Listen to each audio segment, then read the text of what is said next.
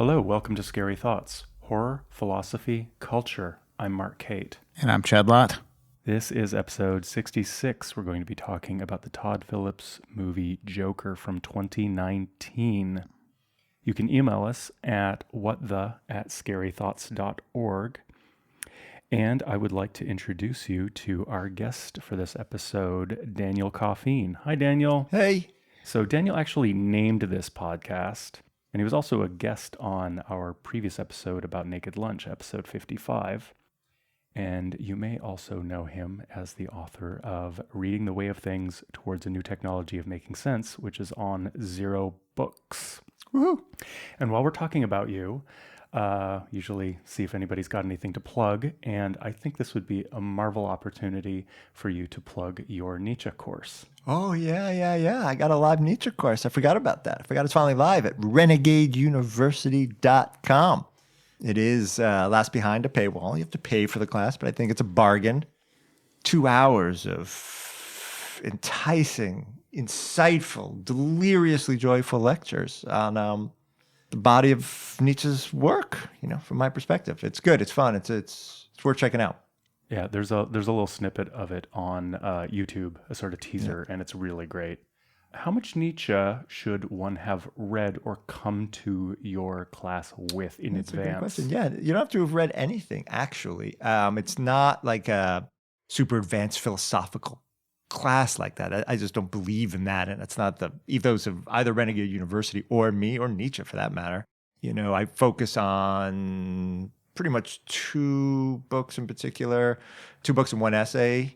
The essay on Truth and Lies in an Extra Moral Sense, which you can find the PDF online, on the genealogy of morals, and Ecce Homo, which conveniently come in the Random House as 1 tome. Is that the Walter Schmerschmer? Yeah, Kaufman? exactly. Yeah, Translation? Kaufman. Yeah, the Kaufman translation. I mean, I talk about everything in there, from Zarathustra and Twilight of the Idols, but it's not like it's not an academic thing. It's super accessible. It's really talking about what the shtick, what the stakes are, why it matters, as opposed to a fine parsing of his thought and concepts. That's great. I'm Yeah, excited. yeah. I think it was fun. It's 2 hours. It's a lecture. 2 hours of lectures broken up into chapters. But then you can also sign up for office hours and do one-on-one. Oh, I'm going to make your office hours so One-on-one with uncomfortable me. for you. We can video chat and get weird. Amazing. It's kind of like chat roulette with you, I'm sure. Exactly. Sign up for our newsletter at scarythoughts.org. And last little thing before we get started talking about Joker, spoilers ahead, obviously. Who wants to start? Where? What? This was your choice? I don't know. Or was it Daniel? I think it might have been Daniel's choice. I don't know. I really, this is a movie I never would have gone to see, to be honest. I don't go to the movies very often. I don't, fucking superheroes. It's not really my thing. But somebody I trust intensely, who is a super smart poet, writer, philosopher woman I know from New York, Kat Mandeville. Give her a little plug because she's brilliant. She started telling me about this movie, and she's like, "You got it. This thing's incredible. Have you seen it?" And I just trust her, so I went and saw it and was blown the fuck away. And then urged the only other person I knew who definitively would love it, Allison Holt.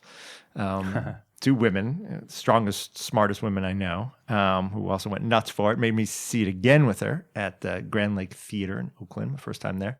And I was terribly moved by this movie. And I found it just so affectively rich and subtle, at both formally and thematically, and just filled with surprises. It never went where I thought it was going to go. It never delved back into sort of cliche. Kind of kept me on my toes, while being so, again, affectively intense and so.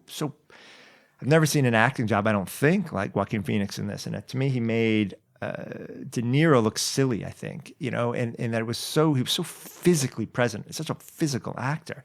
His body is such a part of the film. You saw him in The Master like that, but in this, it's so much about his body, the way he holds himself. You can kind of smell him, and yeah, I mean, I kind of careened from it, and then what struck me was, I never read reviews. I know generally participate in the public discourse all that much. But what I was struck by is reading, like, let's say the New Yorker, I get the New Yorker's take on it. It was so bizarre. It's like they saw a different movie. Well, a lot of the reviews didn't even see the movie before reviewing it. There was this like, it felt like. There's like this finger wagging about like, oh, we don't want this kind of movie because if you have a movie with a really good villain, people are going to relate to the really good villain and do bad things. So, and for the sake of having everybody be safe and the children happy, let's not have these bad things. Right. Which to me is like, I don't know, man. If you're into writing professionally, you probably fancy yourself some sort of artist. You know, you need to get the fuck out of the art house. Like, you just park your shit and leave. Right. You know. It was really strange. I mean, I know people have said stuff like this. It really seemed like a Rorschach test because the responses were so bizarre. I really felt like people were watching a different movie. And it was so confusing to me. I've never seen something like that. Again, I don't normally see super popular films, and I don't generally pay attention to popular discourse, you know, but I'd see it in my Twitter, and I purposely poked around a little. I think I read maybe the Times review and the New Yorker review, and they just seemed, especially like the liberal media, just so-called liberal media, like the New Yorker and the New York Times, just seemed, I don't know what movie they were watching. It was one of the weirder experiences I've ever had of just a kind of dissonance. I've never felt more sort of alienated. I've never felt more like Joker, like poor Arthur Fleck, like just what the fuck are these people thinking and doing? I couldn't figure out where they were even coming from. It was really peculiar to me. Yeah, especially since it came out of the festival circuit with so much praise. Like, people were so into it. And then, you know, $1 billion at the box office, you know, that says something. But yeah, it was really weird to see all that stuff. And now it's kind of like coming back up again now that it has like 11 Academy Awards, and people are like, you know, this movie, there's some review I read in Vox the other day. It was like, oh, this movie's dumb. It was like, okay, well, what do you mean by that? Like, what exactly about it is dumb? I mean, I can tell wherever you're coming from is dumb because of its lack of clarity. But, you know, like, I thought about that. I was like, okay, yeah, I could see, you know, the glorification of a downtrodden person being like sticking in somebody's craw or whatever. But as far as like dumb, I don't think you could accuse this movie of that at all. Yeah, you know, even as a superhero. Well, I think you know, we often on this podcast talk about the notion of collective dread and how do especially horror movies tap into the fears and anxieties of the culture at large. But I think that what is happening increasingly with movies, something that has always been there, but it's happening with an especially razor edge lately, is that the collective dread is not in the text itself, but we're all worried. So many are so worried about what the thing is doing, and we all feel like we need to give reactive tweets that deconstruct the boogeyman that is any text in the world. Everything is there to be deconstructed. And I think that can be spun, and that was possibly very much spun. It reminds me of when Wonder Woman came out, and there was this, the incels hate Wonder Woman, the alt-right hates Wonder Woman. It's like, well, I think actually the movie studio just said that, and then maybe it was true anyway, because no matter what you say, someone out there has that opinion and will tweet it, and you can repost that tweet as proof. Yeah. But that was more of a media strategy than a movement of extreme right online activists being angry at Wonder Woman. And I think this is similar. It's like, is there genuinely a lot of writers who saw this thing as being threatening to culture? Or are we just in a time where that's what you do? You get concerned that something isn't, like you profile the text and then react to your profile of it. You don't actually investigate what the thing is. You only investigate what you are afraid it might be doing, or others might seem to think that it might be doing, which is further and further removed from actually watching a movie. Yeah, I think that's fair. But one thing that was so peculiar about this one is everyone could find whatever they wanted in it to react to. So I have cinephile friends who were just, nah. I mean, I made a good friend of mine who's serious cinephile, established critic, and you know, he's like, really, I got to see this. And he saw it. He's like, it's just not for me. I was like, what is it that's not for you? I don't understand. This is a great film, you know? Nah. And then in the New Yorker, they compare it to Taxi Driver. He's like, well, Taxi Driver is this great film, and I find the Joker incoherent. And I was I found that so bizarre because the only thing that makes Taxi Driver kind of a great film is its incoherence. It's like 7 movies at the same time, right? You have the whole comedy thing with Albert Brooks, and it's Scorsese showing off every camera angle he learned in film school.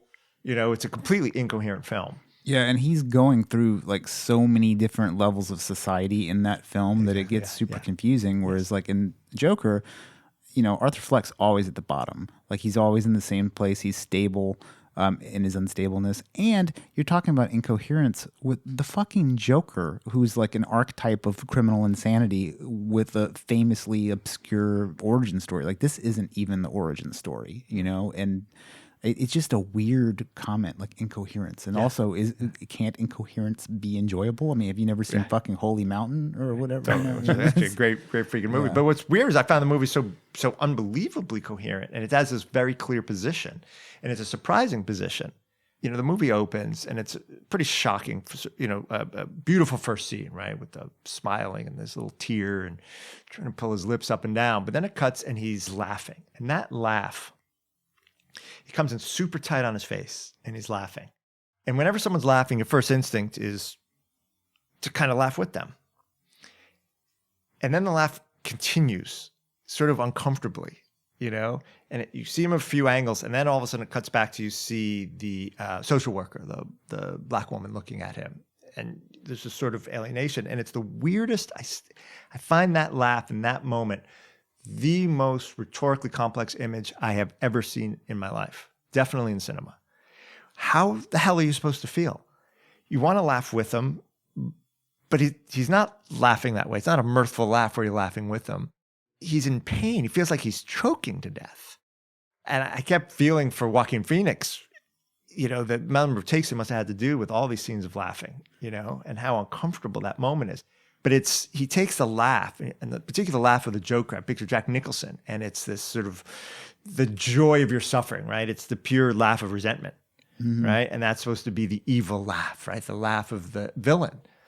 But that's not his laugh at all. He doesn't even have control over his laugh. It's involuntary, exactly. And it's so uncomfortable for us. It puts us in the audience in a literally impossible position. It's asking for an empathy, but you can't empathize. I mean, that's what laughter generally is. You see laughter on screen, you want to laugh with them. The closest I could find in my own head, and I'm not that well read in the history of film, but is Cassavetes' Faces.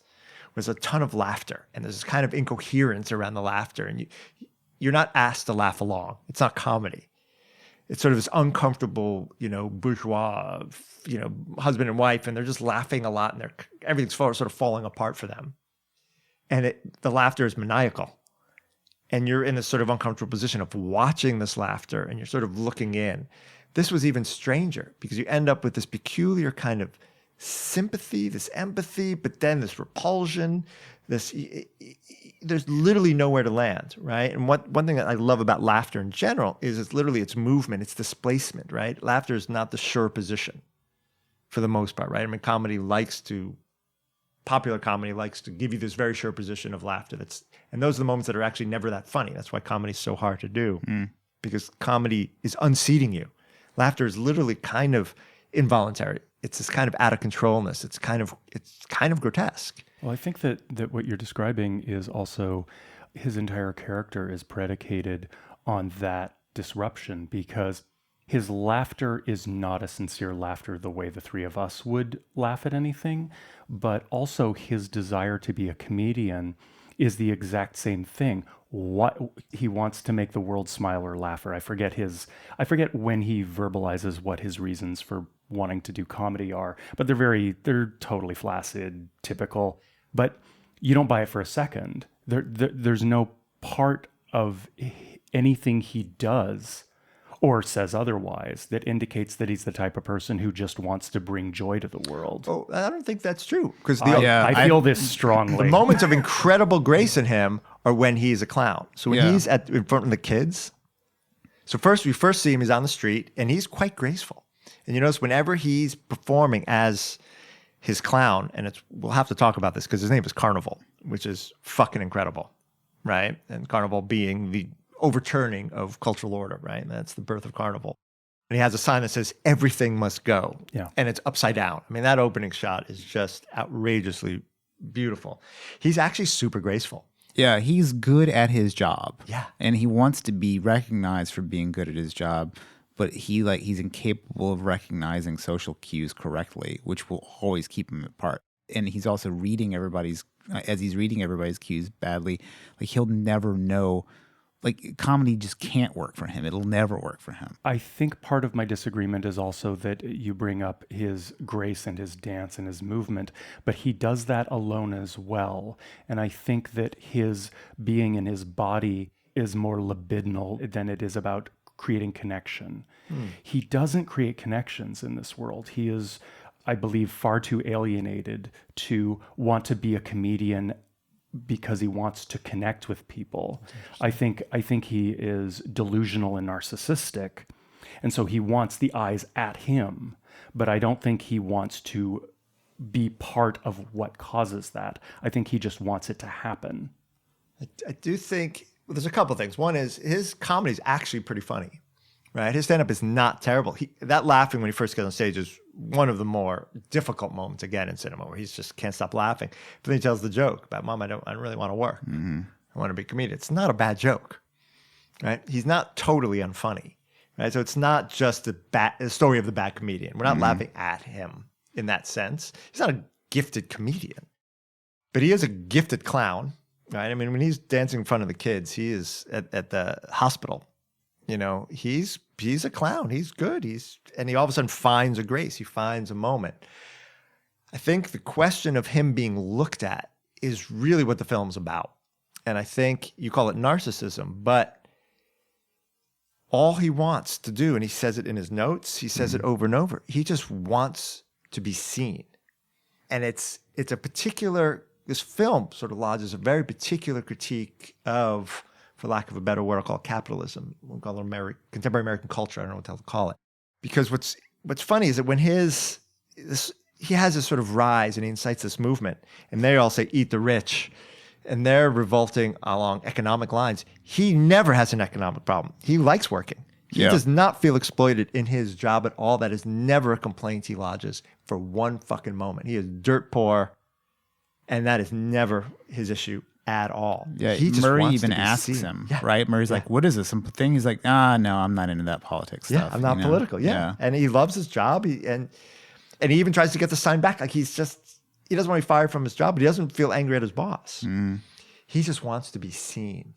And that is such a particular torture of contemporary capitalism, of literally the unwillingness to bear witness to the life, and this is going to be a funny word coming out of my mouth, but the life of the other, right? The life of the thing which we don't think should be looked at. It's not pretty, it's not sexy, it's not particularly grotesque, right? And you know, it's a refrain in the homeless movement, right? People have elaborate conversations right in front of a homeless person as if that person's not there. They don't even make eye contact with them, right? And then that is a crime of capitalism that is not addressed. At a high level, we address their economic destitution. We don't actually address it, but we talk about talking about it. But we never talk about the fact that we don't recognize these people as human beings. We talk about housing them, we talk about clothing them, we talk about feeding them. We don't really do anything about it, but we talk about it. But we never talk about recognizing them as human beings. It's interesting. This reminds me of the line in Francis Fukuyama's last two books, which is, you know, the last, the end of history? The End of History and The Last Man, which is all about capitalism sort of being the end game of where this has all gone. But his next book is called Identity, and it's all about, to summarize clumsily, the way in which the desire for recognition can so often supersede our desire for material stability or political stability. Just the desire for a politician to name us is often more important than them actually solving our economic problems. Yeah, that's interesting, huh?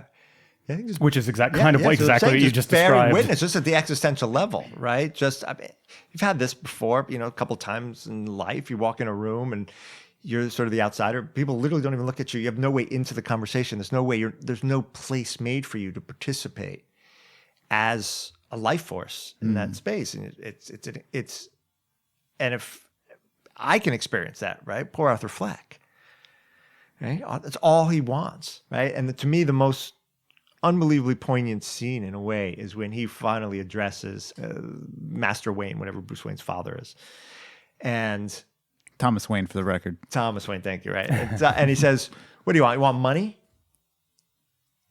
And Arthur's like, so flabbergasted, because that's the last thing. It never even occurred to him to ask for money, right? And that's the only presumption of the wealthy, is that the poor want money. And he says, how about some fucking civility? How about some basic human decency? Just look at me. I'm standing right in front of you.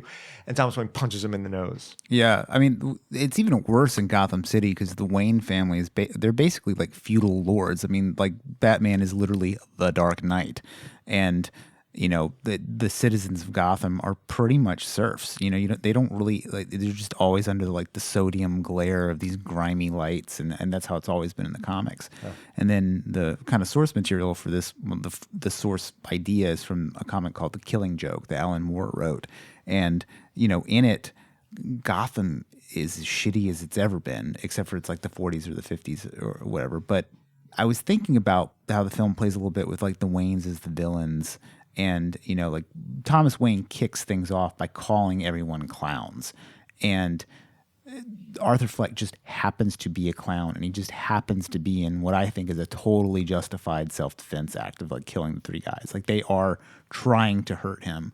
And then all that stuff, like it's not that Joker-y, really. Like it's the people who are the Joker in a way. You know, like Arthur Fleck's just a thing that happens to be there. Yeah. I mean, that was one of the things that struck me too. Is to me, it's if anything, this is an origin story of a superhero as opposed to a villain, right? And I love that reversal where the Waynes are clearly the villains, these sort of proto-fascist creeps, and Arthur doesn't commit that much violence, right? You only see him be super violent once, and that's when he beats the shit out of the guy who sold him out, right? The guy who gives him the gun. Yeah. Well, he does kill about 6 or 7 people. In the film, but the first 3 he was defending himself, you know, and then everyone sort of had it coming. Well, the first 2, like the third guy is for sure, like I mean, just, you know, if you were to do that in real life, that goes from being like maybe manslaughter to like 2nd degree or something like that. But in the breakdown of what crimes he's committed, I have a very hard time sort of maintaining any sort of sympathy for this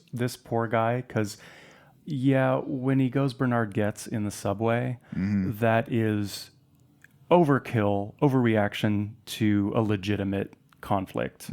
But after that, his whole ethos of wanting a little civility and reacting with murder is totally fucking preposterous. Like he is not like chaotic good. He's chaotic evil. You know, he is reacting to people being amused by him, which is not cool, with murder. And that's fucking ridiculous. Yeah. You know? I mean, I'm not going to defend him murdering, but I am going to say that it's compare it to the Christopher Nolan Joker, right? It's completely different order, right? Sure. Arthur Fleck is really coming at it from this very existential moment, right? And this deep sense of alienation, of astounding disempowerment. And it's true, the gun is the last refuge, right, of someone who's been so thoroughly castrated, you know, in the Lacanian sense. It's not necessarily to be celebrated, but it's not egregious. You know, he's not evil. Right, he's reactive, but he's not evil in the sense of, let's say, Heath Ledger's Joker. Right, he's just unleashing as much chaos and murder as he can. I don't know. There's not that much murder in this. When he to me, the key how much scene, do you want before someone's evil? To me is when they come to his place. The little man, I don't know what you're supposed to call dwarf or his coworker. I don't know what the words are. Yeah, but the 2 guys come. His coworker, still Canadian. Yeah, just as neutral as it gets. His coworker. I don't know what the apropos. I believe it's actually little person. Little person. When the little person and the guy come, and the little person is just, you know, trying to get out of place. Dude, when he's trying to open the lock and he can't get it, that shit is fucking hilarious. But was also terrifying. Yeah. But then what he does... Because it delayed the inevitable that never came. But not only does it not come, you remember what he does. He helps him. Then he kisses him. Yeah. He kisses him on the head. Right? Which has to be an improvised moment. I mean, that was just an unbelievable moment. He kisses him on the head and thanks him. Well, the big improvised moment is the refrigerator scene. Like, best scene in that movie. Yeah. I mean, I'd like totally incredible. I mean, like, I wonder if you were on set and you were looking at that shit go down. You must be like, man, I'm watching the coolest shit ever. Like, this is the weirdest thing. Yeah. And I saw an interview with Todd Phillips and Lawrence Sher, the cinematographer, talked about how they would basically show up on the scene. Cameras would be basically placed, but they would let him move around and play in the scene. And, he would... It's not blocked out. It's not blocked. Yeah. And so he would go in, and whatever he ended up doing, they would like set the scene and light it for that, which is really incredible. Love that. And you kind of got that sense from it. It really felt like, just from a filmmaking perspective, felt like Joaquin's film, right? Mm-hmm. Working with Phillips, but like, and everything I've read is that was the case, right? It's not this super prescribed thing. They were trying to find it, and you didn't always know the motivation. And that scene, that refrigerator scene, is astounding, right? It's funny when you go back. I left thinking about that scene. I was like, wait, what happened in that scene? He just gets in the refrigerator. The whole scene is him just taking everything out, and it's shot so tight. A little claustrophobic down that little hallway. Well, the other thing that made me wonder is like, okay, what was supposed to be happening in that scene? Because it's so carefully framed and the camera's moving so deliberately, but that is a completely improvised moment. So what was going to go down? Yeah, like, who knows? Yeah, and to me, that just I had a lot of respect for Todd Phillips after that. 'Cause it's not like I'm a big Hangover fan. It's not like, I can't wait to see the new Phillips piece. You know, I really feel like, and I don't mean for this to be so entirely dismissive, but I really feel like this movie is just Joaquin Phoenix and Hildur Guðnadóttir just jousting for 2 hours. Who's that? The composer. The music's fucking incredible. Yeah. The music's written first too, right? Yeah, that is correct. Yeah. And I can see that. Was played in the scenes. Like, so he's like, when he's reacting to the actual music. There you go. Yeah. I verbalized it that way, yeah. and I didn't even realize it was literally the case. Because I think there's so much that's interesting about this movie, but for me, almost everything that's interesting about this movie is the music and Joaquin Phoenix and what he does with the character. It's not especially the writing. The cinematography is good, but it's not unique. The color timing is, if you used an Instagram filter and then used it again and again and again, so it just exaggerates it so hardcore. Color timing, we've been pushing and pulling film like that forever. Some color choices are interesting and thematic, but not unique. Well, there's story drivers, which is not often done anymore. No, well, I feel like it's done. It is so done that it's rote. That, especially in superhero movies. Well, they get like a wash, you know what I mean? But like, for example, I would say it's even almost overdone in Joker. I found it exhausting. But like, I was thinking about color timing the whole time I was watching it, going like, I'm having a hard time watching this movie because all I can think about is like, fucking just chill on the post-production. It's distracting. But it's more than just the post-production. Like, the three colors, like red, blue, and yellow, right? Those are comic book colors, which is kind of cool to this. But, red is him like exploring himself and finding himself. And then blue is always when there's opposition. And then yellow is when there's like a manic in between state. Yeah. And it's interesting, some scenes, like when he's talking to the little boy is wearing red and the mother's wearing blue. And when he's like playing with her, he's wearing yellow. And then the scene gets more yellow when she scolds him, and then the laughing attack kicks off. And then that scene, like the little card that he hands the woman, that's one of my favorite pieces of exposition I've seen in a film ever. Like it like, instead of having him go, well, I have a condition, and like saying it or having it revealed in some other corny way, just to have it on that card is just so tight and smart. Yeah. I saw you post about that, and it was an excellent call.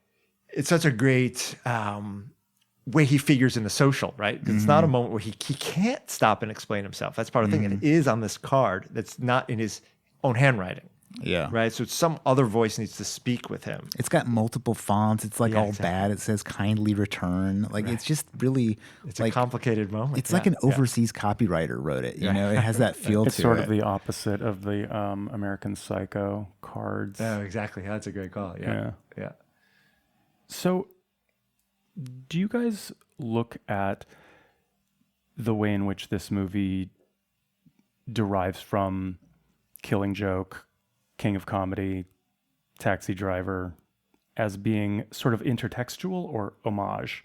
I mean, it can obviously be both, but it feels to me so deriving from those things that I was a bit ambivalent about.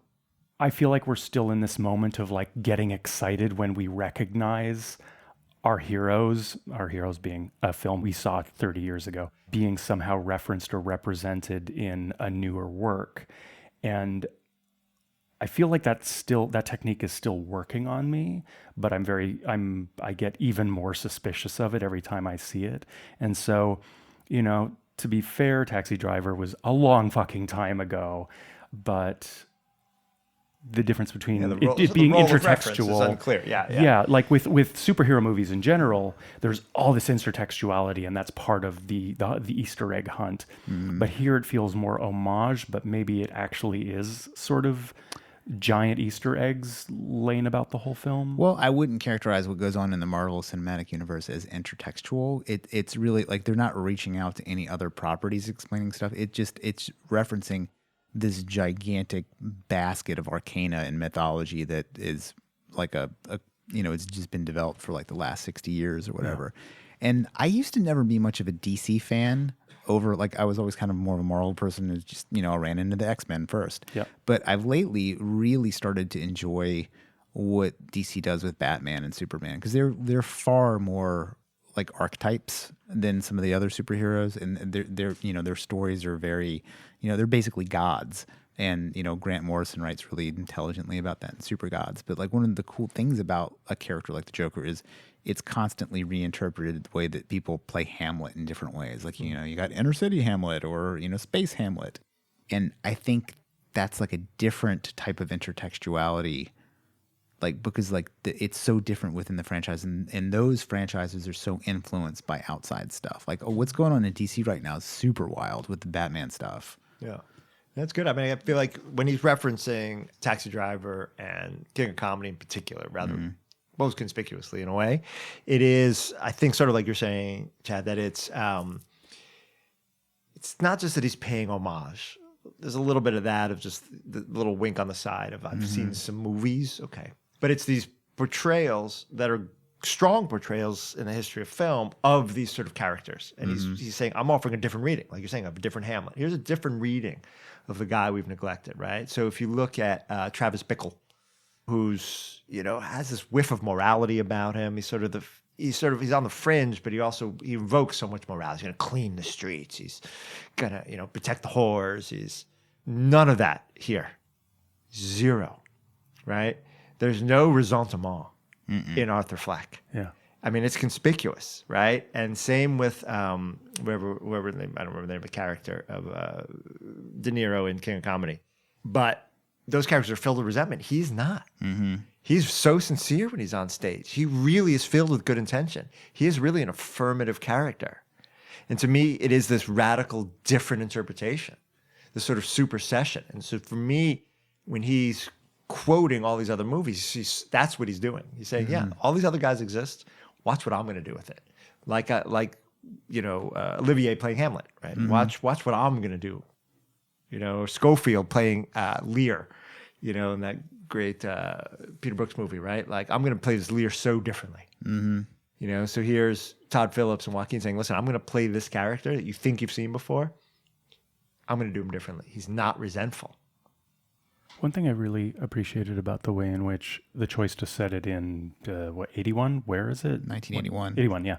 I've been thinking a lot lately about that moment in New York, the moment of Trump's ascendance. And if you look at, say, the history of punk, or I just watched the movie Smithereens not too long ago, and the main characters basically live in a van in an entirely abandoned, rubble-filled square block, I think in the meatpacking district of Manhattan, which now is like billion-dollar lofts. Yep. And Manhattan at that moment was this outrageous disparity.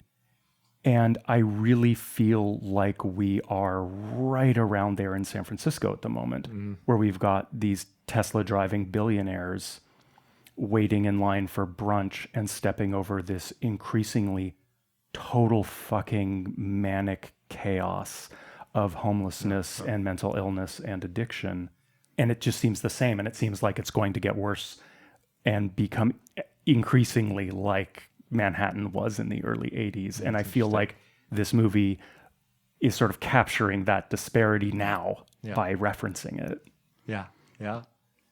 That era in New York is just so cool. I just never get it. I never get enough of reading about it, whether it be like early hardcore, like John Joseph and Harley Flanagan from the Cro-Mags. They both have like kind of competing memoirs of the time in the hardcore scene. Totally fascinating. And we had Eugene Robinson on the podcast not too long, a while back, to talk about the movie Green Room, and he's got insane stories about growing up and going to punk shows. And talk about rubble too. You had like artists like Matta Clark just like cutting holes in buildings, and like you're like, okay, like I think one of the big differences between like the New York of that time and like probably what we have going on in here is we're so tight for space. And that was the thing, like, you know, you watch The Warriors and you're like, man, this shit could just go sideways way over here for forever. You know, it was so big. I keep wondering if there is going to be some sort of like very interesting art movement sort of like rise out of this transience of the city. You know, I mean, you hope something will happen. Well, another difference is that the violence hasn't really begun yet. And I don't want to say that as if like, oh, just you wait. But it's kind of surprising how much economic disparity there is in the Bay Area and how little violence there actually is as a result of it. New York New York has come out of the 70s and bankruptcy, right? Utter collapse of Manhattan, right, and of New York in the 70s. Yeah. Right. It was a other thing where here that the terms are I think quite different. Right. Yeah. You know. But we are sort of kind of daily wondering when that's going to happen. Yeah. We all sort of feel and wonder if that's just like tomorrow, 3 years, it's going to happen. Right. Don't know if it will, but it feels like it just feels so fucking inevitable, and it's going to be terrible when it does, even though it's the market correcting itself, apparently. That was this would be something I probably shouldn't even talk about, but I know some of the critiques I read where it's, you know, it was the Joker's racist because he's mugged by a bunch of Puerto Rican kids in the beginning of or brownish kids in the beginning of the movie. But I was living in New York in the 70s, you know, and that's who was downtrodden, were brown people, and they were the people mugging. You know, it's not racist. That's just what happens. That's what happens to brown people is they get fucking treated badly and they're poor and they mug you and they're violent. And it's not that they're inherently violent. That's what happens with poverty. Yeah. You know, and also strike me as racist. I mean, it's so interesting like that you would even have that call because like I feel like the film just portrays those kids as just being bad kids. You 100%. know? Christopher Hitchens made this great point about how like no matter where you go in the world, 16 to 18-year-old boys are a problem. Like it, like just no matter what, like country club or Iraq, it's the same kind of deal because there's like insane hormones going through completely wild people who are discovering the power in their own bodies. You know, it's just a thing. But even Arthur Fleck, when he's talking about it, he's like, yeah, they're just kids. You know, and he reserves his rage for the three white bankers. And like, I just don't understand the general like media left opposition to this movie. 100%. I mean, because it's like, okay, people in the street in masks rioting against rich people and tearing the city apart. I mean, that doesn't sound like fucking, you know, MAGA hat incels to me. Right. Like, you know. And what's so devastating in the film is that finally Arthur is recognized, right? He's had the shit beaten out of him by the cops, the car crash, and he's up on the hood of the car and everyone's cheering for him. And they don't see him either. Mm-hmm. He is not their leader. He's not leading the revolution to eat the rich. You know, he's just wants to be seen. And so his final moment of being seen, he's still not really seen. You know? And so he hasn't led this revolution. His alienation continues to the end. It's not this victorious, I've led this uprising. Because that uprising is not him. I mean, that to me, one thought I had was, you know, that scene on the subway during, you know, and he's everything's gone to hell and the cops get, you know, beaten up or killed in the subway, is they portray this sort of uprising very badly, right? That the revolution looks ugly. These people just look out for blood, And I was like, well, let's see. It sort of irked me a little bit. My first take on the film, I was like, why do Phillips have to do that? Why do you have to show these? It seems like revolution is so justifiable by the poor, but they're portrayed as sort of nasty. But I think they're portrayed as nasty in counterpoint to Arthur Fleck, who's not actually that nasty. He's not trying to lead this revolution. He's disempowered. He reacts poorly with a gun, maybe, I don't know. But he's not the leader of that movement. He is not still being seen. He's constantly being misrecognized, misseen. So the ending is even all the more devastating for that. Yep. Right? Like it's still not his comeuppance. He can't win. Yeah. Right. The terms have been established before him. Right. So that even, he's on the train and they're saying, you see the newspapers say, "Eat the rich," in the headlines. And that was never his claim. He never says "eat the rich." Yeah. There's a few droplets of the DNA of Killing Joke in here. And one of the plots is like the Joker, it's one of the first comics that has an origin story of sorts for the Joker, who previously they were like, it's just cool that no one knows. But it's from an unreliable narrator, so who knows what happens, right? But the plot is basically he kidnaps Commissioner Gordon and some bad stuff happens. I don't want to spoil it, but his whole idea is everyone's just one bad day away from becoming me. And you could feel that like as this movie just keeps getting more and more tense and just keeps adding to him. It's like there's not any one particular thing that flips him over. It's just this crush of everything. It's like, there was this famous story of people protesting in the streets. Somebody like, "What are you protesting for?" And the lady's like, "Everything." Like that's Arthur Fleck in this moment. And he's just like, it's weird when he does become the Joker. Like I kind of have to wonder, like, what has he become? Because the movie has resisted sort of like giving him a psychological reasoning for becoming the Joker. It's like everything's bad. It's like he gets pushed over. Like it makes sense that he kills his mom, but it doesn't make sense in any way that he would become this like revolutionary force unless there's just like, some primal spirit of the Joker out there that has just like used him in some weird way. And then the crowd manifests that. Right. You have to wonder what the sequel is going to be about. Like, does it have Batman? Does it not? Right. Yeah, totally. So speaking of his agency, and I hate to bring up something as trite as free will versus determinism, but how much is his storyline totally determined and beyond his control versus him being in control of his own destiny? He starts off as this victim, and then he sort of takes control of his own narrative. But is he? Yeah, no, yeah, that's what I'm saying. I think he can't ever gain the phallus again in Lacanian sense, right? Like he tries, but he's still misrecognized. He's not that leader at the end. He's not that force who's going to lead the masses. Which I think is really, I think it leaves a really big question mark, which I think is great. I think it's also sort of akin to the way in which his whatever issues he's got can't be located. You can't look at him and being, well, he's a victim of this sort of like thing that you could locate in the DSM, whatever we're at now. Yeah. And in fact, that was Phoenix's whole agenda it's funny. It's like Oscar-winning performances are so often predetermined by whatever DSM-5 is hot right now, and then an actor portrays it really well and they get an Oscar, whether Rain Man, I think, is a great example. Go full retard.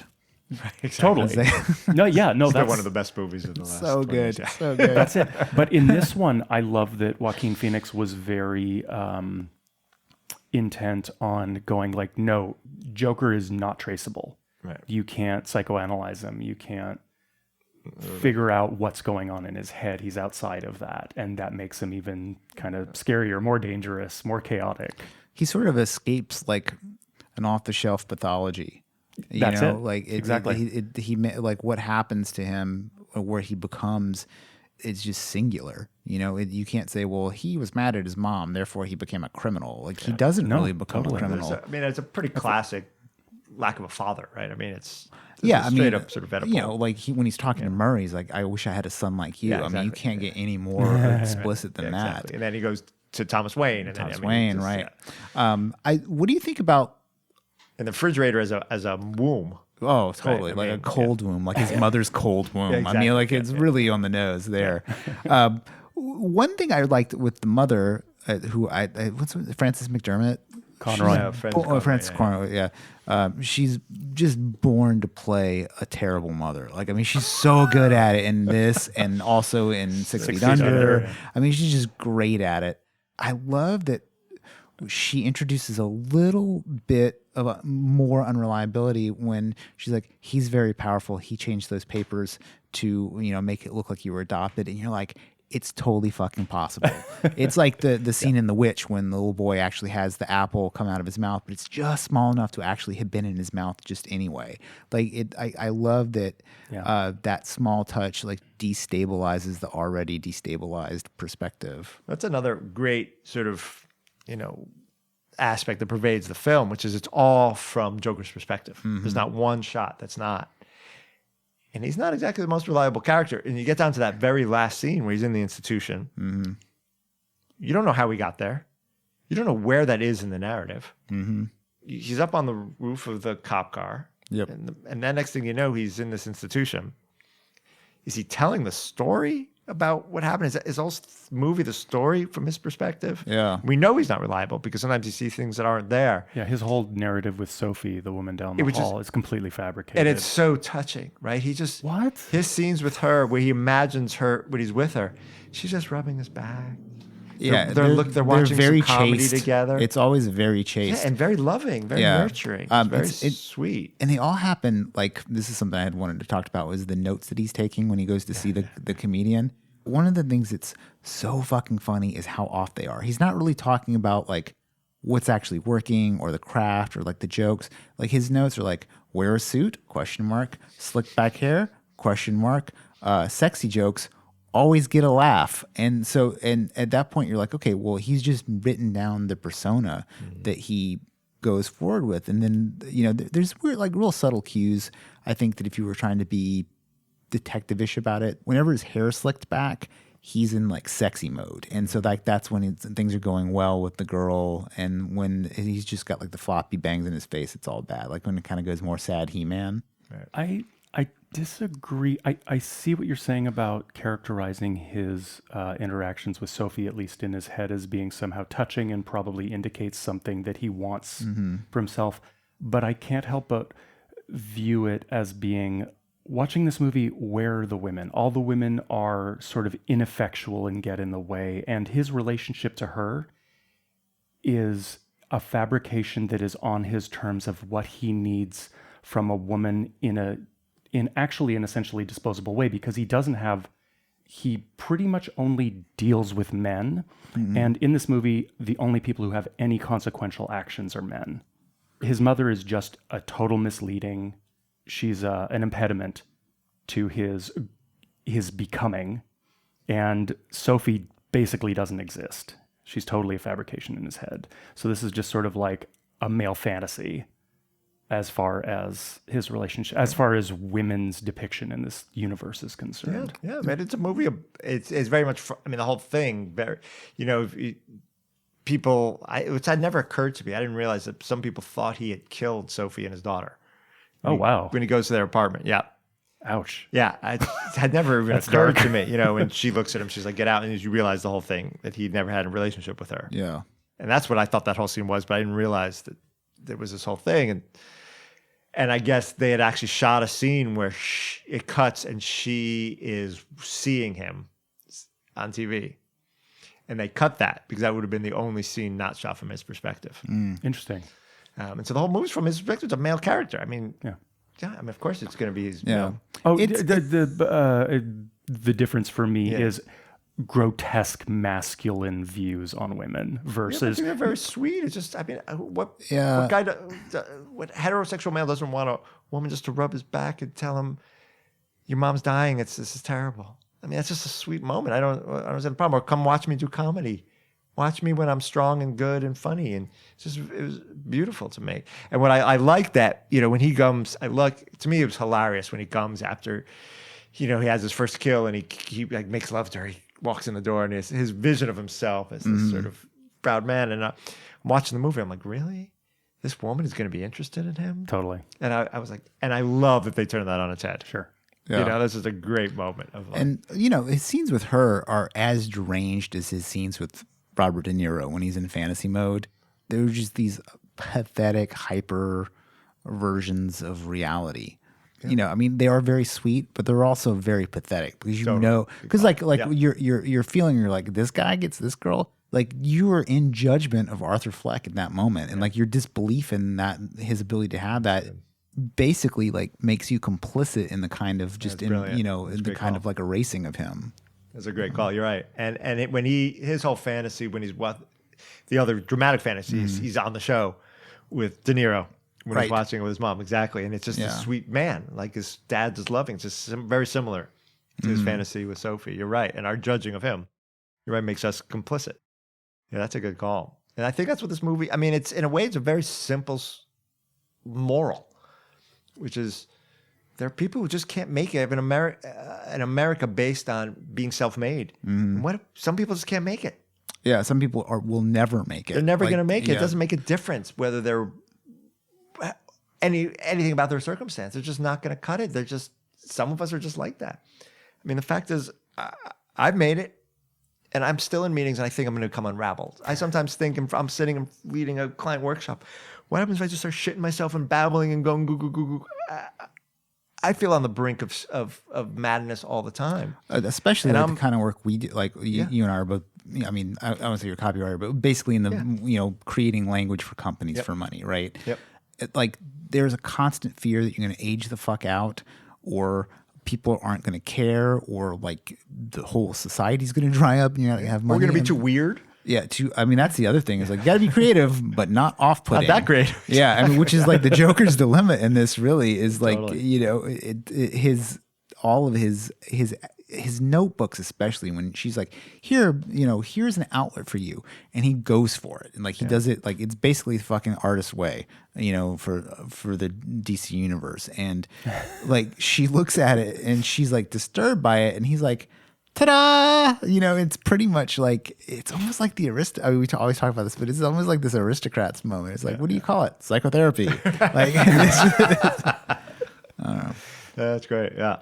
So is he better on or off his meds? Is his care being cut actually, it's what drives him to become Joker? But if we value institutional, right, medicinal tether is only tethered to civilization, to the social, is institutional, right? And controlled literally with a feed of meds. That's the only right. And he gets to talk to this woman who's not really listening to him anyway. And you look at the look on her face, and she's not doing that well either. Right. Yeah, you know? I love that scene where they're like, they don't care about people like you, and they don't care about people like me. Yeah. It's like, it's such a great, I mean, like that character, it kind of like redeems that character in a lot of ways, you know? And you're like, man, it's hard out there being a fucking therapist. Yeah. And then she's still, that's still not enough. I mean, it's so tenuous, his connection. And his problems are so bad. Like, I mean, you can't, I mean, just okay, physical abuse. You know, it was terrible because like she calls him happy and she's like, he was such a happy boy. He was always smiling and laughing. And you know that when he's smiling and laughing, he's actually crying. Right. So he must have been just destroyed his whole life. And I mean, it's weird that like his mother doesn't even seem to understand the condition because he has the outburst when they're watching TV and she's like, it's not funny. It's like, well, you should know what the fuck is going on, but you have no idea. He has no tether. He has his mom doesn't see him. She doesn't recognize him. No one recognizes him. So you're saying that, I didn't mean to cut you off, but the meds were his one tether in a way.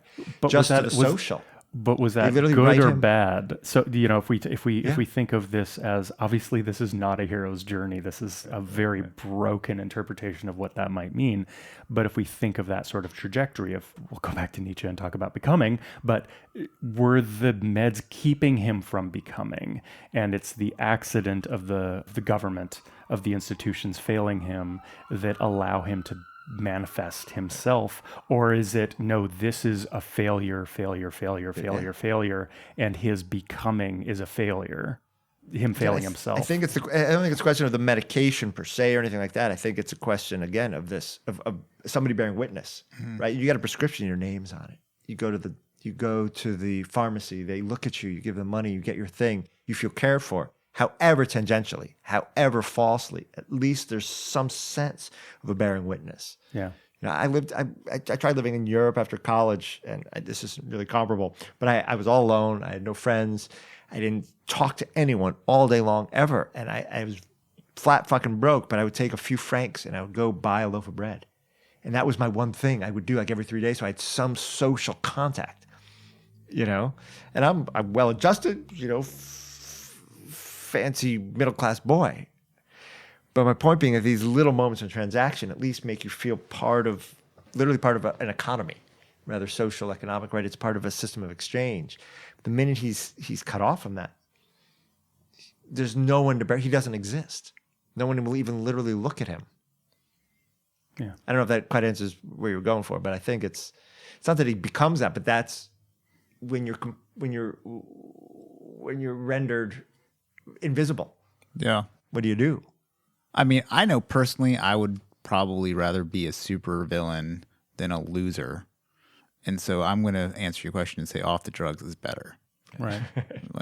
Yeah. But that gets you in the weird territory of being like, people who think they're like heroes for shooting up at school or whatever, it's like, but I don't think those people, I mean, I don't know, maybe some of them think of themselves as heroes. I mean, maybe those Columbine kids did or something like that. But like, I don't know. Yeah, like what he becomes is the only spot where this movie is a little sticky for me. Is just like, and then I think that has a lot to do. I'd be curious if you have the same feelings all, but like he becomes the Joker, and to me, because I'm so steeped in comic books, that means something. Okay. But if you don't give a fuck about comic books, like does that transition make sense? Like, because I'm thinking about like, oh, he's gonna fuck Batman up in like 20 years, and like how do you get from there to there? But so I'd say, to me, I didn't read it that way at all, right? I just read it as he doesn't become the Joker.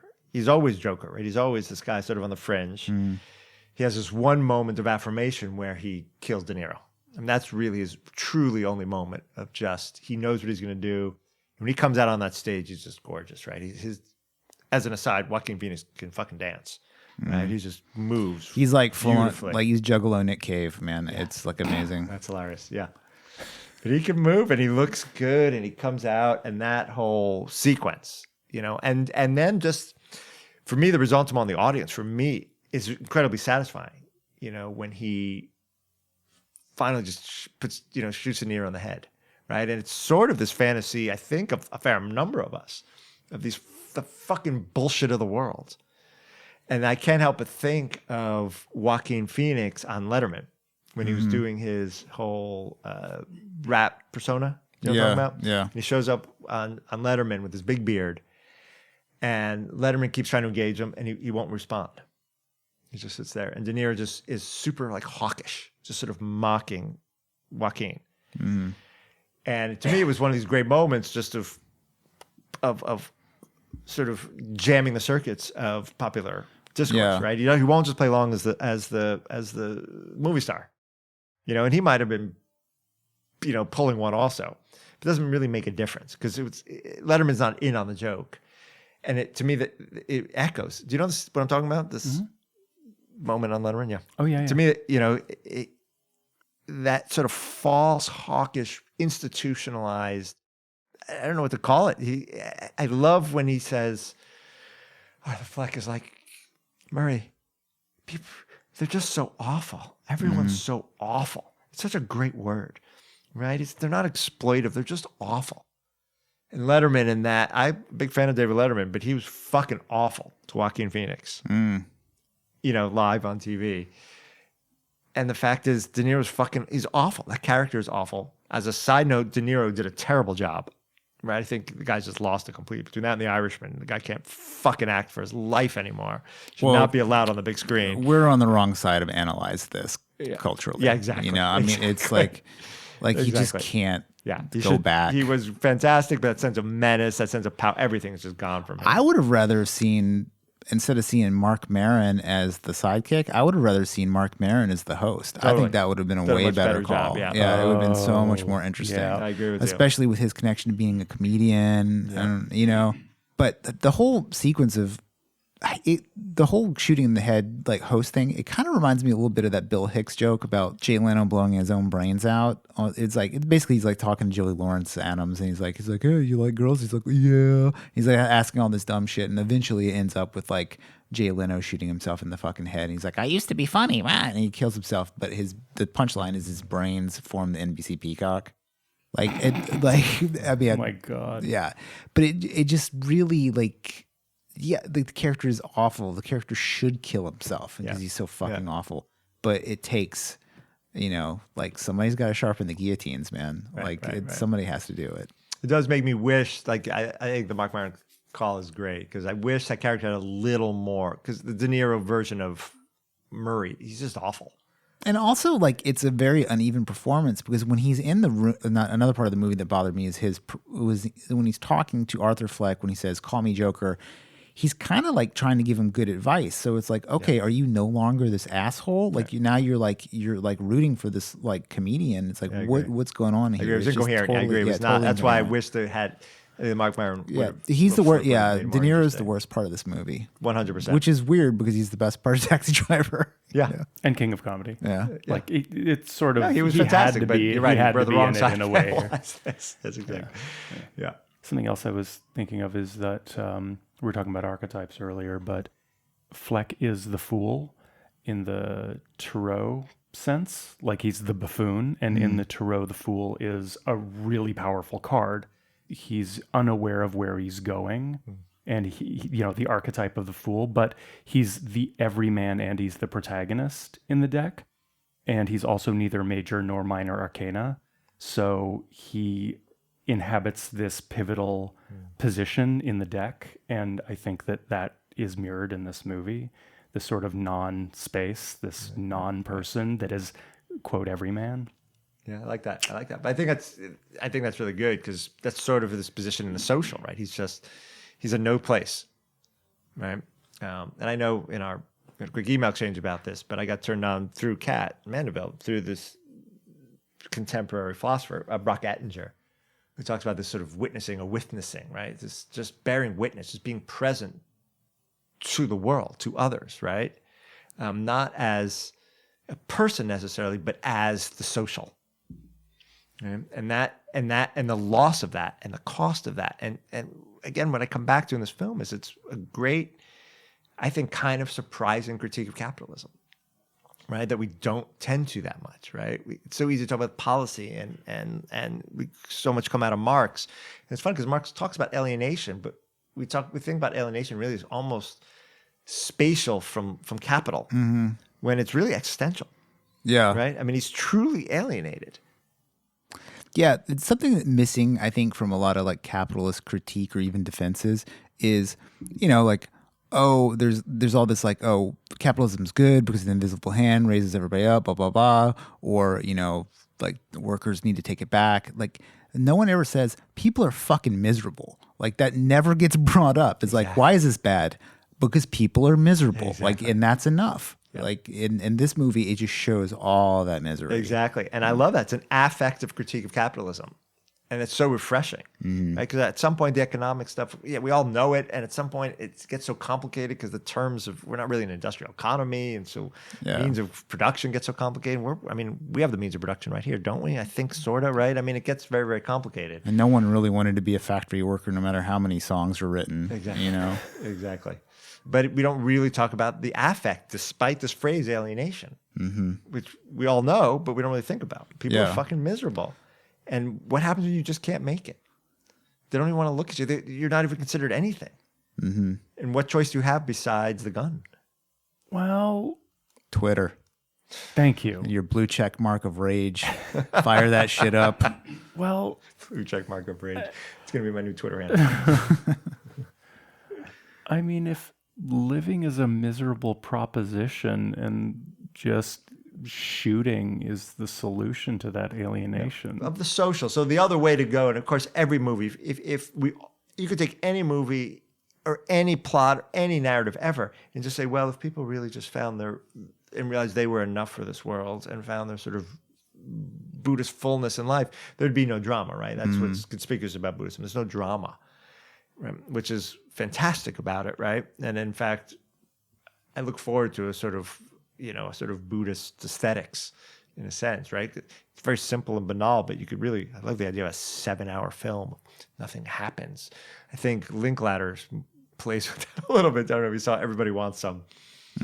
It's just nothing really happens. Did you see Patterson, Jim Jarmusch's movie with Adam Driver? I don't know. Nothing fucking happens, and it's great. Oh yeah, like it is a great movie. I mean, dude drives a bus around, walks to work because he lives close, writes some poetry, talk to some weirdos in the neighborhood. That makes sense. Walks I know his Jarmusch dog. is interested in that world, right? The whole ghost dog thing, But once you leave that world, once we're in the Western world of tensions and emotions, what's left to him? What he has no tools in the social. He can't even remember. His institutionalization is a way that he has a place. Yeah. But then he's cut off.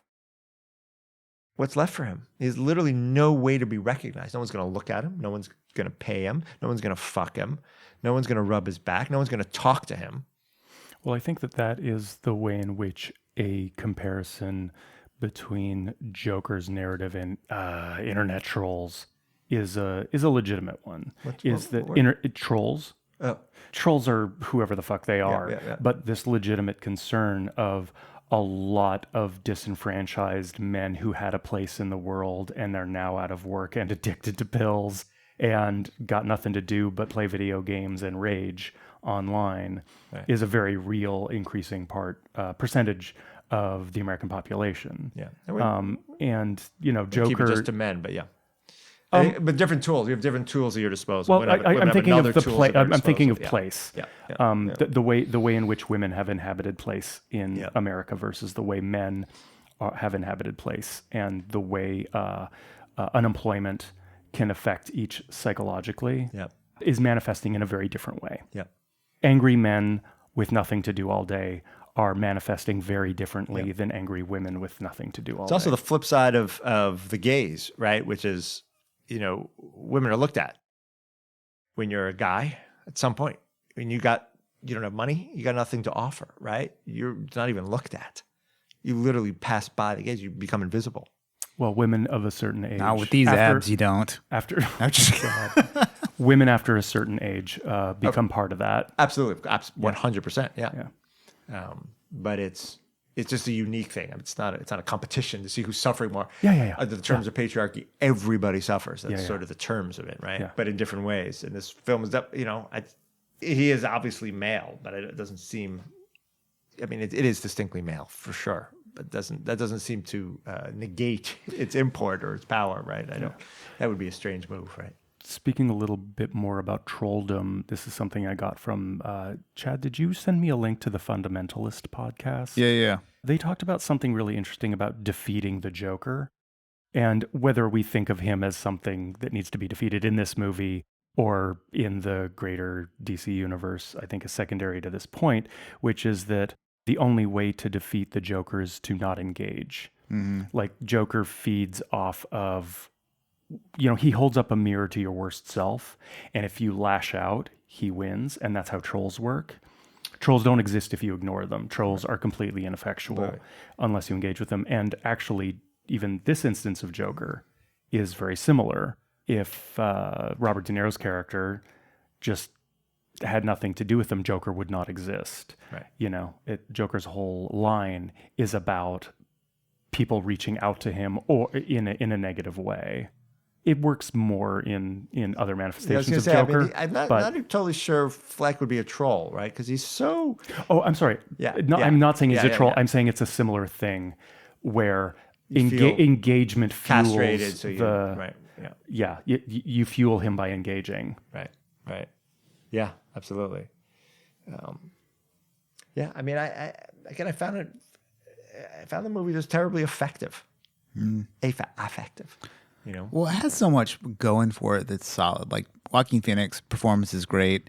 The soundtrack is awesome. Score is great. It's well deployed. The movie looks good. The script is interesting. It has what I love about 70s films, which are just ugly extras, like unattractive people walking around like the real world.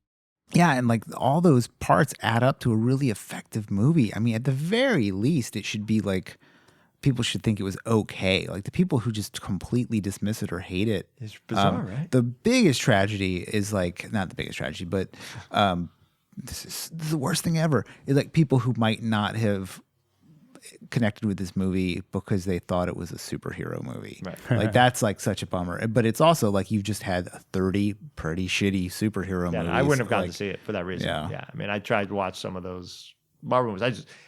I'm not saying they're good or bad. I literally couldn't watch them. Yeah, There's too much and bombast. DC movies are even worse. Couldn't watch them, Like yeah. I mean, all Agreed.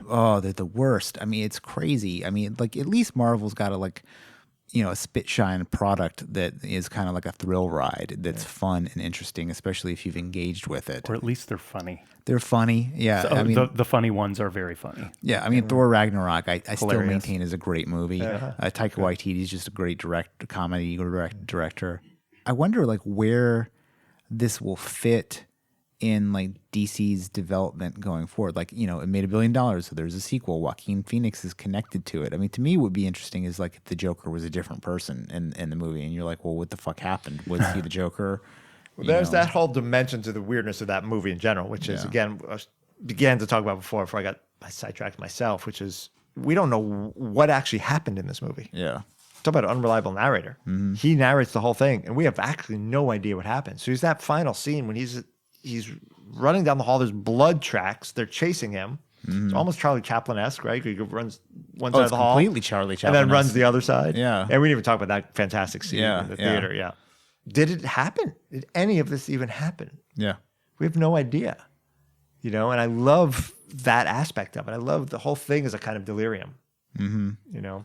Well, that scene in the theater where he's watching the Charlie Chaplin. Yeah, with Charlie is Chaplin. just heartbreaking. Just going to the edge. Yeah. Like, I mean, some stuff is like so on the nose. You're like, I guess it's like, is this clumsy or is it funny or is it like a combination of the two? But like everything else is so careful in the film. You have to imagine that it was on purpose, serious. Yeah.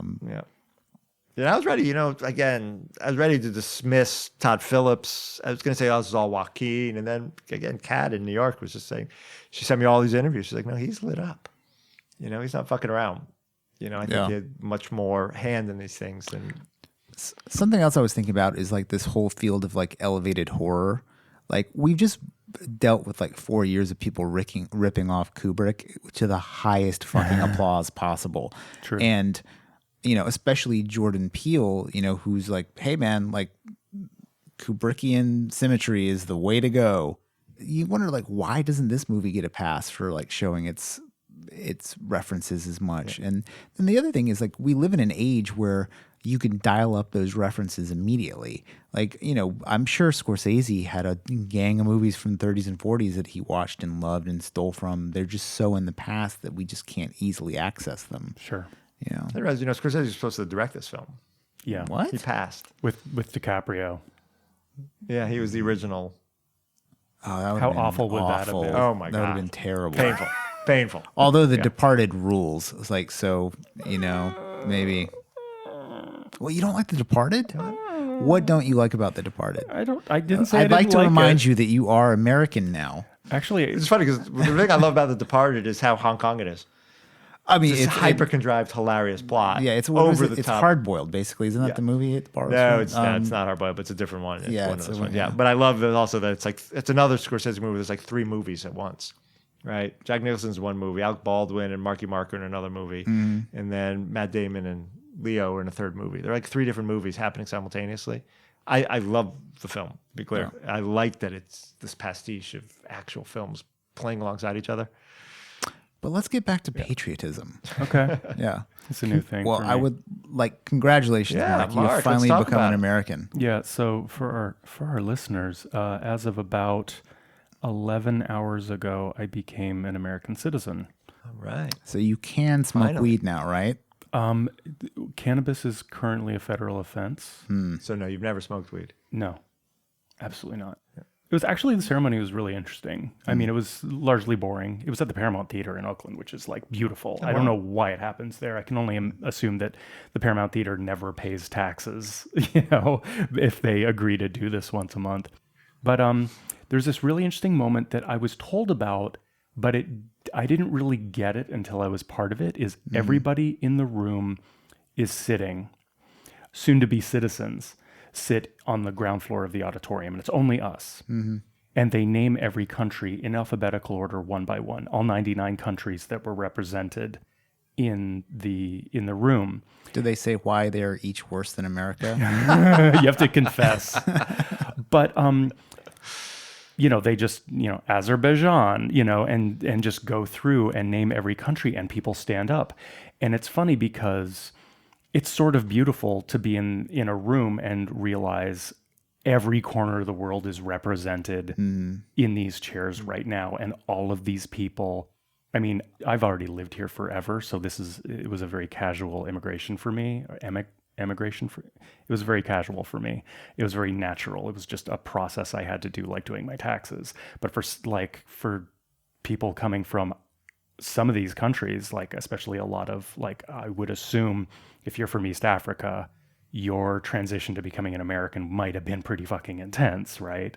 Nigerians are fucking crushing it, dude. Yeah? Oh, yeah, dude. They're the most like highly performing group of immigrants in the country right now. Like, Interesting. Yeah, and Usman a couple weeks ago when he knocked out the MAGA hat UFC dude whose name I'm drawing a blank on right now, he got up and gave this beautiful speech about like how I am an American. Like I am I am what this is. Like you come here, you go hard and you win. Like it was so beautiful, That's great. Anyway, That's your Arthur Fleck.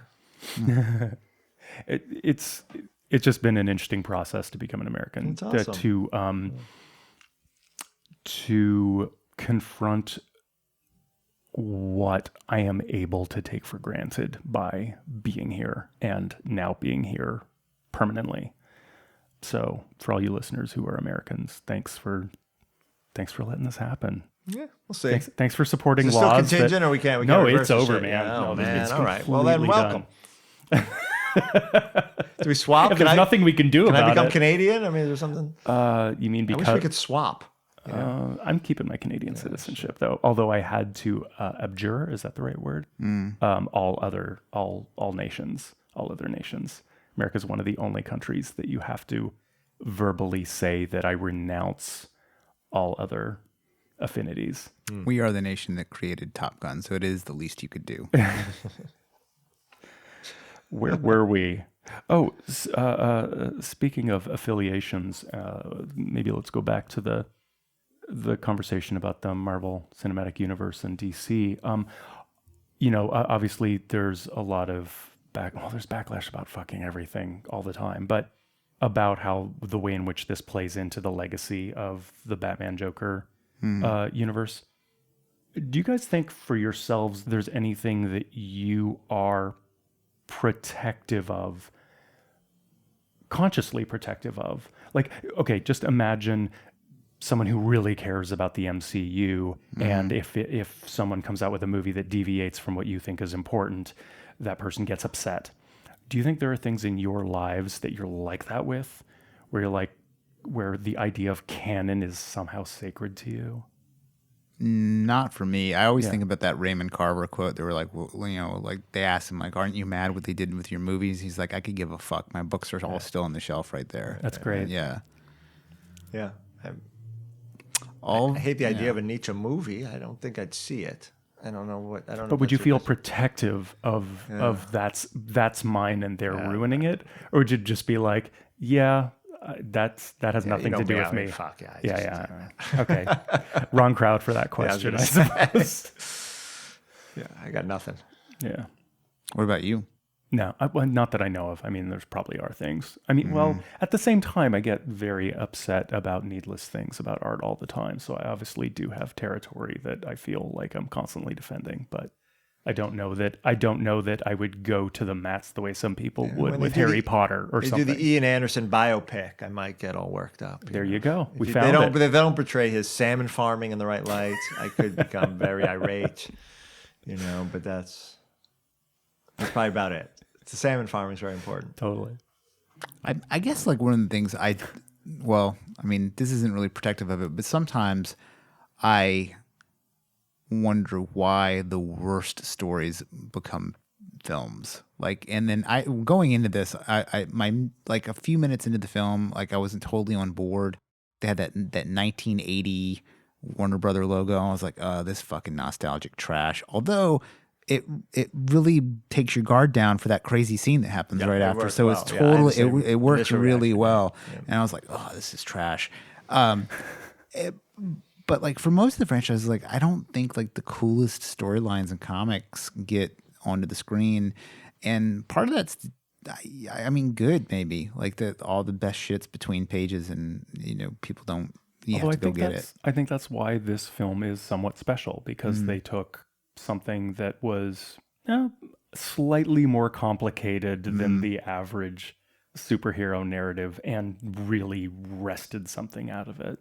Yeah, and I think like Batman and Joker and to some extent Superman are the best characters for like playing around with like what those characters mean, because it's like I mean, what the fuck is Wolverine into? I don't know. He's like a Canadian dwarf with claws, like what's his stakes in the world? Like, I thought Logan was a great fucking movie. Well, it's also so far off the path. Totally. You know what I mean? Yeah. It's like, okay, here's a character who's strong enough to be poisoned by the thing that made him great. Right. It's like, they also sort of shifted the genre, so it almost feels like a Western, right? It's shifted the whole mood of it. I mean, that's, again, I never would have gone to see Joker, right? I mean, the tone and mood of these and the pacing of those, that's Marvel, Marvel movies, they're incoherent to me. I have no idea what's going on. I can't track bodies in space. Where John Woo, talk about a movie like Hard Boiled, can have 600 people shooting each other, and I know where everybody is in relationship to everybody else. He handles 4D space so fucking well. Those Marvel movies, I never know what's happening, Yeah.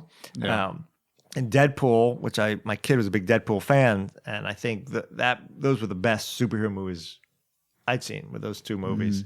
But still, they devolve into the CGI, and I literally can't figure out what's happening. The walls moving, who's where? I get so spatially confused, and yet the plot is.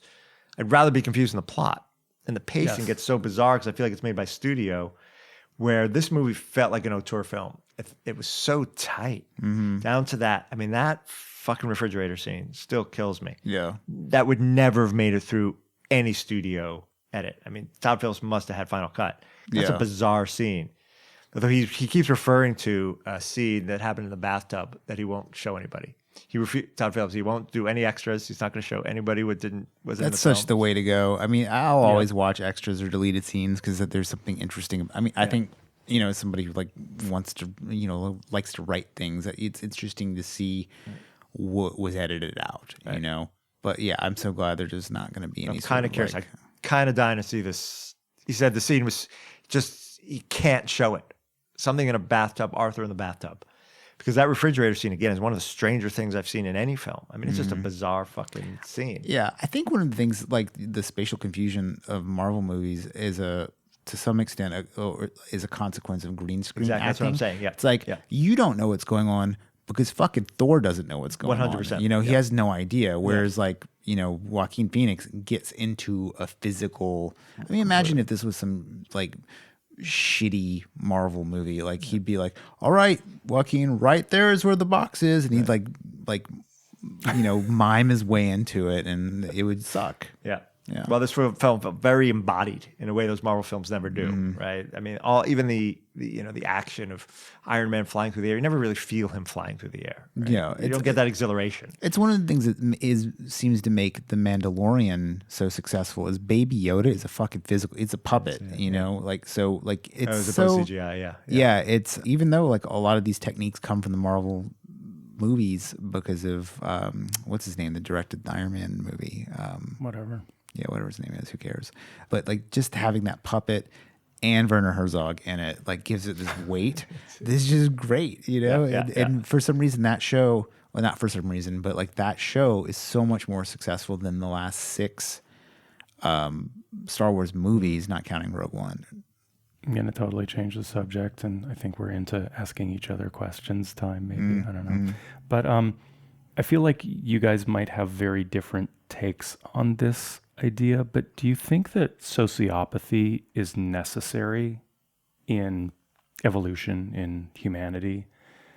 Like, it seems to be intrinsic, it seems to be inescapable that there are sociopaths, but are they an evolutionary accident, or are they necessary because there's a place for them? And, and I'm bringing that up because Joker, I would characterize him as a sociopath in some way, somewhere off in that space.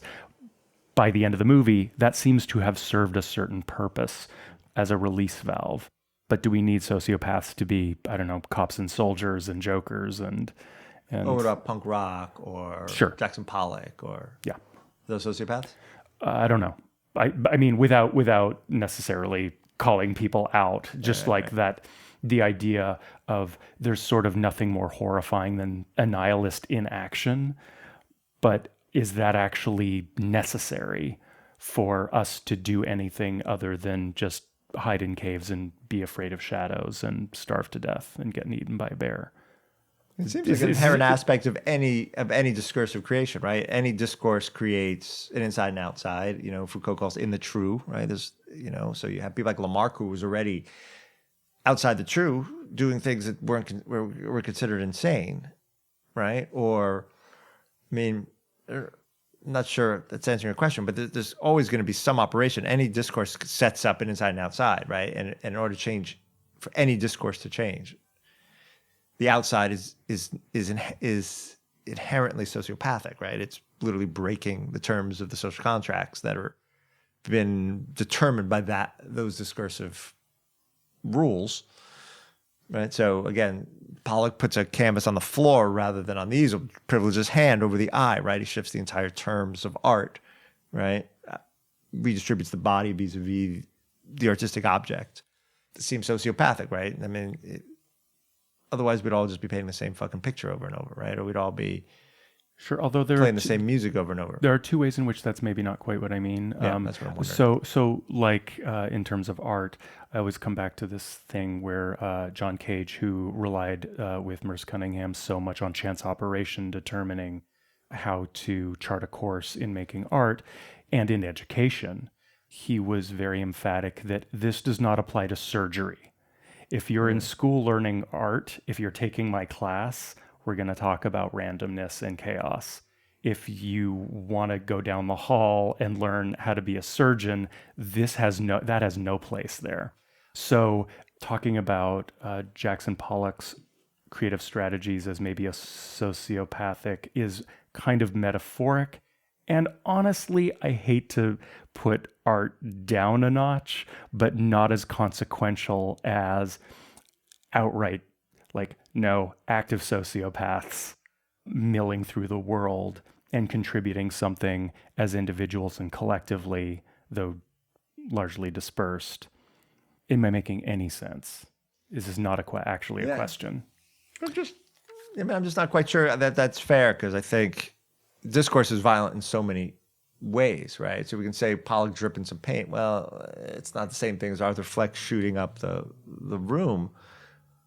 Sure, but redefining the distribution between the representation, what counts as an object, what counts as creation, that seems profound, right? And again, I'm reading this Gene Gebser book, right? About these shifts of consciousness, right? Where Pollock is really about introducing time into the equation, right? And that's the Gebser thing. It's the shift of consciousness, this radical discontinuity, away from perspectival man who situates himself from a certain vantage point and looks at the world and paints from that perspective, right? Says, I'm here and I'm looking at that tree, I'm painting that tree. And Pollock erases that and he introduces time into the equation by dripping these paints, right? And it's each drip is sort of temporally located and inflects the next one, right? So time becomes this four-dimensional, right? So he's literally ushering in a dramatic break in the structures of consciousness. That seems sociopathic, no? I don't know. Maybe. I think you've tied a few things together that you could maybe untie a little bit. So there's being a sociopath, which is basically, you're compelled or unable to not take actions that are against society. So there's that. And then there's evolution in art, which is a different thing. And then there's the idea that the people who create the best evolution in art are crazy. And I don't think those three legs of the chair necessarily have to be on the chair. So I don't know, a sociopath, who knows? There's sociopathic bankers, there's sociopathic house painters, but they're not persons of consequence in culture. Right, but there are clearly so many sociopaths who walk among us. And I'm more asking if you think that is sociopathy a mistake that needs to be erased because it threatens the hive, or is it an organic part of the hive that allows it, that propels it forward rather than possibly without that deviance, humanity stagnates? Yeah, I would say the latter. Yeah. I mean, Like maybe an example is, well, you need enough people who have fewer qualms about killing other human beings, or you're going to get killed, right? You need someone to do that dirty work, and that dirty work is more easily done by people who have fewer qualms. I mean, a sociopath, of course, could be the person who refuses to kill, right? Who refuses to partake in violence, just to be clear, right? I mean, Sure. we're just talking about something outside Sure. the social, right? So, in fact, killing in today's culture doesn't seem sociopathic at all. Fair. At some level, right? Yeah. So I'm not quite sure, right? I mean, it seems like any culture sets up certain terms that's inherently going to relegate certain people to outside, and those people are probably going to still want to live, and they're going to behave a certain way, and that's inherently going to be definitionally sociopathic. Yeah. I mean, another way of asking your question might be is our culture uniquely rewarding of sociopaths? And I might say yes. And that's what American Psycho was about. Yeah. And Wolf of Wall Street, honestly. Yeah. Wolf of Wall Street. Ugh. That Everybody Lamborghini who's scene? listening right now missed like 7 looks. I mean, just the Lamborghini Quaalude scene alone. That movie was makes- fucking fantastic. It's just It should have been made 20 years ago. I mean, it's irrelevant today, but it's still a great fucking the only thing that bums me out is like all the genuflecting that everybody had to do afterwards about how like you're not supposed to root for that guy. Fuck that. His life was awesome. Oh my God, he's a hero, of course. Yeah. You got to respect the guy who just wants to fucking party. Like it's not just greed, right? That's the efficiency of capitalism is what's awful, right? He's not just efficient. He wants to fucking get it on. Yeah. He wants to get fucking humanistic. lit. He wants to fucking blow some lines. He wants to have pleasure. And, capitalism at its worst is the guy who is when he's exiled. Is to me, the creepiest guy is like the responsible fucking CEO. Jeff Bezos. Yeah, I know, and I'm worth $150 billion, but I'm still going to cut health benefits at Whole Foods because I'm going to increase my profits. Yeah. Jordan Belfort just wants to fucking get lit, and he wants the money to do it. And if Jeff Bezos were like that, we live in a different fucking world. If all our capitalists were as cool as Jordan Belfort in Wolf of Wall Street, we would have a much better world. But that's also how you get a Jeffrey Epstein too. So it's like Absolutely, yeah. But you got dealt with. Who, for the record, did not kill himself. Nobody in this room is going to argue with that. I don't think anyone in the world. Yeah, I am like, I think pretty sympathetic to what you're talking about. Like, if I had $1 billion, I would fucking party so hard, like hard, and like, why not? I would rescue goats. And you could party hard with your fucking goats. I would not rescue And because goats. there is a sociopathy there, right? Again, because capitalism wants you. I mean, this is what's happened with the whole tech world, right? I mean, they start taking all these drugs to become more efficient. It's crazy. Take to LSD me. to boost creativity, not to fucking get it on. Those 80s motherfuckers and the whole finance world in New York, so creepy, awful, date rape sleazebags. I'll take them any day over these fucking soulless tech, smiling, give me 5-star rating on Open Glassdoor, whatever the fuck it's called, right? Like the tech world in California just destroyed the greed of capitalism and made it so efficient. How can we just truly maximize revenue? Where those finance guys in the 80s, it's really sort of a warped mirror version of. Yeah. We're taking lunch breaks and blowing lines and doing 2CB because it's the lunch man's fucking psychedelic and and fucking hookers, and they're grotesque, but it's a grotesquerie that at least is embodied and human, as opposed to just the machinic will to just maximum capital accumulation. See, I think like that perspective is super valid. I think it also comes from in your work, you're a little higher up the food chain and you're dealing like more like the VC level people who are truly fucking awful. But I think like a lot of the drones that I work with, fuck decent people, man. Like they're just like nice suburban people who happen to have to live in a dystopic wasteland covered in shit because their bosses are here, you know? Right. But the new like tech VC to me is most like Patrick Bateman at the dinner table talking about how we should care about Africa.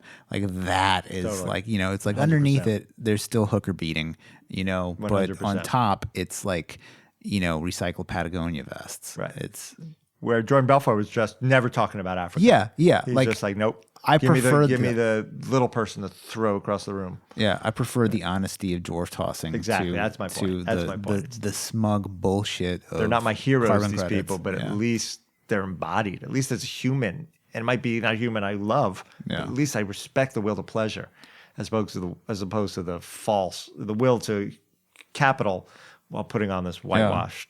Like Since we're talking about little people and exploitation, I want to bring us back to his workplace, like Arthur Fleck's workplace. It is such a Mad Magazine scene. Like there's just all this dirty chaos going on. And it's reminded me so much of like a very detailed, weird, like, or even like an EC Comics sort That's of a good like call. somebody sitting back there with a cigar for no reason. Like, when do you ever just hang around with 8 people at work in a locker room? they're punching their cards. And there's like 4 people just playing cards, just like what, waiting for an emergency clown call? I mean, I what love the that. fuck? I love that You know, office. I it's agree so with you. good. Yeah. It's like it's also kind of similar to like the offices that like Bukowski would like sit around in his books. You know, you're like why are you Burroughs, here? Yeah, it's the same. Yeah, weird scene. same like the deal. exterminator scenes. Yeah. No, I agree. It's a good era. You know, Yeah. they kind of nailed it. I guess they filmed it in Newark. The shots the Perfect. scenes are Newark. Yeah, they try to look like New York. One of the things that's fun about like, you know, fiction bleeding into the real world is people go to take pictures on the stairs that he's dancing on. They get fucking mugged. It's so great. Wait, what? Yeah, so that's kind of a high crime area according to the articles I read. And Yes. there's like people who, when they see people trying to reenact Joker, they'll just come out and snatch phones because it's like there's your tax, bitch. Oh, wow. It's so interesting to me. Wow. It's kind of beautiful. That is kind of beautiful. As a related random side note, I went to college at University of Pennsylvania in West Philadelphia, and huge problems with crime, right? Because it's this all white, super privileged, super wealthy community in the middle of pretty much, it's not North Philly, but a very destitute black community. And crime is always a problem. And I get the little magazine, I'd read a little bit about what's going on out there. And they were urging students to go out in groups. Just don't go out alone. Just walk out in groups. They were getting mugged in groups. It was just super efficient. One guy would just come up and take like 10 purses at a time. Oh my God. And it's something I have to say brought me joy about that. There's something so fucking funny. Just the unwitting, you know, like I picture them in the, what should we tell Everett? Just go out in groups. And little do they know, they're just feeding the efficiency of. Yeah, but that's very Aristotelian of you because you know how he like talked about how like robbing was just kind of another trade, like being a farmer. Like your only real like duty was to be good at it or not good at it. Like that, it's interesting. Like the having the perspective of like these are like guys are doing it to it. Exactly. I don't know why it cracked me up. Oh. Seemed of an ilk. Did we nail the Joker? It's not the Joker. It's Joker. Joker. I just have a note that Monique had 2 interesting perspectives. One is that she noted that pretty much every Joker incarnation is slightly dandyish. Definitely started like Cesar Romero is kind of foppish sometimes. Such a baller, refused to shave his mustache. Right, so good, right? So good. And then in this one, his dancing is often slightly fey. Totally. Heath Ledger, sometimes he's like drag. kind of mincing. He's in So drag. like Joker is this character that kind of comes in and out of this performance that is borders on queer somehow. That's great. Isn't that interesting? Mark Hamill's animated Joker is much the same too. No way, really? Very like a wild and high pitched voice and queenish. That's great. I mean, in some ways, like real like genre fans, Mark Hamill's not Luke Skywalker anymore. He's the Joker, like to a lot of people. Right. Yeah. Yeah, that's great. Huh. Yeah, I think she compared it to the movie Her Smell and Cassavetes movies, which already got brought up. But Her Smell is this movie that nobody has fucking Yeah, I seen, guess and you it's keep one of my telling me to, favorite yeah. movies I've ever. I've It's never even heard of it. Elizabeth Moss, who was in Mad Men. Mm-hmm. She plays sort of, to say that she plays a Courtney Love character makes it sound like a really unappealing movie, but it's sort of a Cassavetes movie about an aging female rock star. And it's not so unlike this movie in many I gotta respects. watch that. It's I on liked it Canopy. way Yeah. more than Joker, Okay. but it wasn't a superhero Well, franchise. the thing the so- superhero element does that also gets amplified just in the sort of techniques of the film is the sort of epic quality. True. Right? Where I can imagine something like Her Smell is probably smaller. That's true. in At the its end of Her scope, Smell, right? Yeah. at the end of Her Smell, the movie is over. But at the end of Joker, there are things like exactly what Chad you pointed out, like, oh, now we're ready for Batman. There's it's setting the scene for a greater universe, whether it's implicit in the film or not. It just Yeah. you can't not drag certain things into What's that cool, universe. what Joker does that's cooler than MCU stuff though is it does what comic books do. Like there's always a cliffhanger. There's always a thing that's going to happen. And then the artists and writers in some cases hand that off to different artists and writers and it incarnates differently. And that's one of the coolest things about comic books is over a long timeline, like Superman is very different depending on who's right. Like Grant Morrison's odd, bubbly, futuristic, happy Superman is quite different than, like a Frank Miller take on it or something like that. I love that. Yeah. Yeah. Yeah. Similarly, again, speaking of motion pictures, that's what happened with Watchmen. That got so handed off to a completely new narrative when HBO picked it up. I think the HBO Watchmen show is successful. It is certainly not Alan Moore's Watchmen. Not at all. It's the only graphic novel I've ever read Oh yeah, is Watchmen. Yeah. Somebody gave me a long time ago. the HBO series is Yeah, I haven't seen it yet. incredible. Oh, good. Okay. Some of those episodes I think are the best good to know. cinematic That's moments good I've to ever know. seen. It also you never know what the fuck's gonna go down in that show. No. The whole time I was like, that's like lately been my thing is like if I don't know what's gonna happen near the end and I can't figure it out, success. Otherwise, Yeah. whatever. Yeah. But it does make, even if you think take out the whole DC Joker thing and consider it the same movie. Yeah. It's not called Joker. It's called Arthur. Yeah. It really reduces the scope. Then it's just this guy who's, he's a loser and it has a lot of the same critiques, but it doesn't elevate the terms of it. Right. And I think one reason we talked about in the beginning, this sort of Rorschach test that it performed for the public and the media was because it seems like the terms are somehow grander. It's somehow a metaphor or a metonymy, right? For something bigger that we have to care about. Right. And it lends it this whole, right. And I think he did a good job, Todd Phillips, of giving it that sense. So when he's dancing down the stairs and the sort of iconic scene, you feel it, right? It feels bigger than life. It feels like the beginning of something huge as opposed to just this guy who's going to do this thing and he's going to shoot some guy live on TV and he's going to go to jail and maybe be executed and that's the end of him. Yeah. I wonder how this movie would feel without like the Bruce Wayne origin stuff in it. Like if you were to cut that stuff out, because that shit, it's as epic as it gets. There's two groundbreaking comic book origin stories, and it's like Superman the Kryptonian and the Rise of the Dark Knight. Those two things are inform all the other comics. Even the idea that you have to have an origin story kind of comes from that. There's a thing that makes you into the thing that makes you put on a mask. That's like a stake in this film because of what it is. But I don't know that you can take it out. Yeah, yeah, and it changes the terms of how we watch it, how we respond to it, and it gives Todd Phillips. He kept saying, "Well, I'm using it as a way to bring in the story," but it's not. I don't think that's quite. It's a little disingenuous, right? Because I think because it has this whiff of the epic, he gave him a certain license to be sort of bold, to have it be on this scale.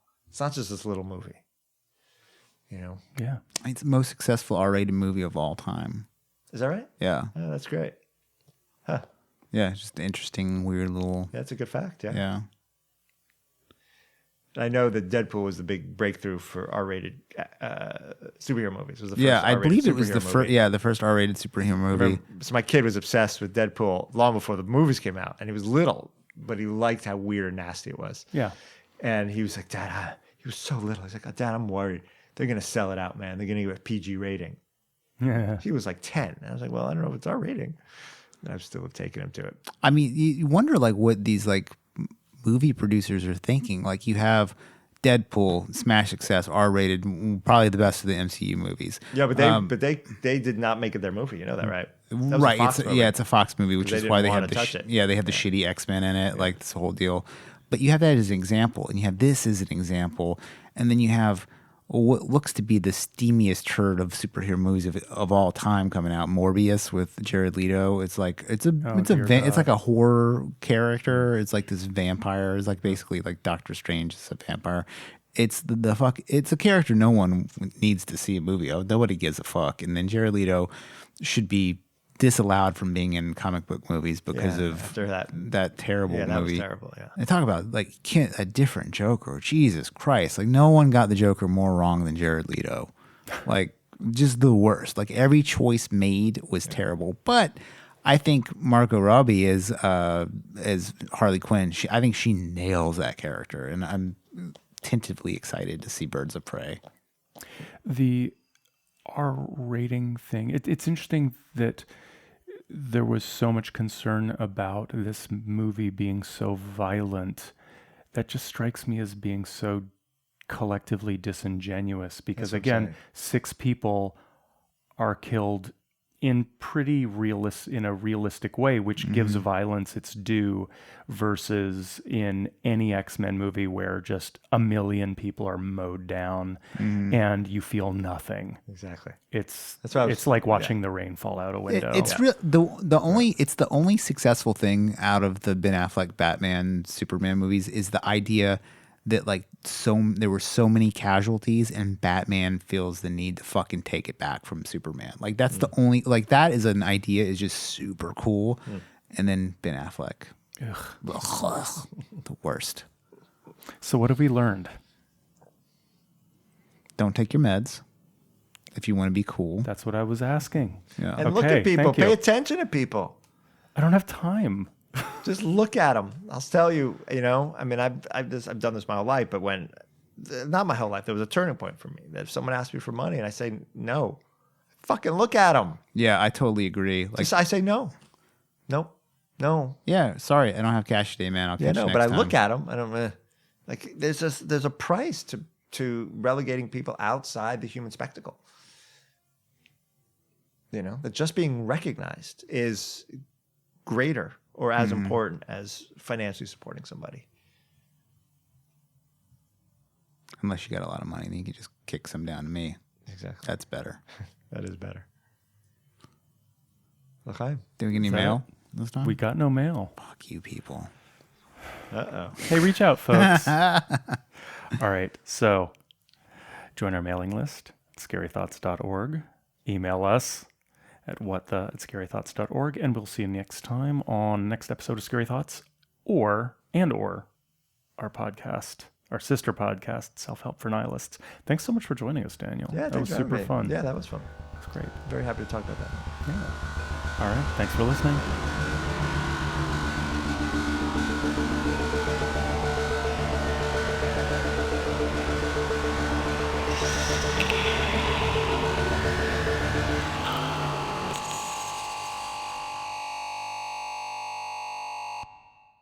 Let's see who fucks it up this time.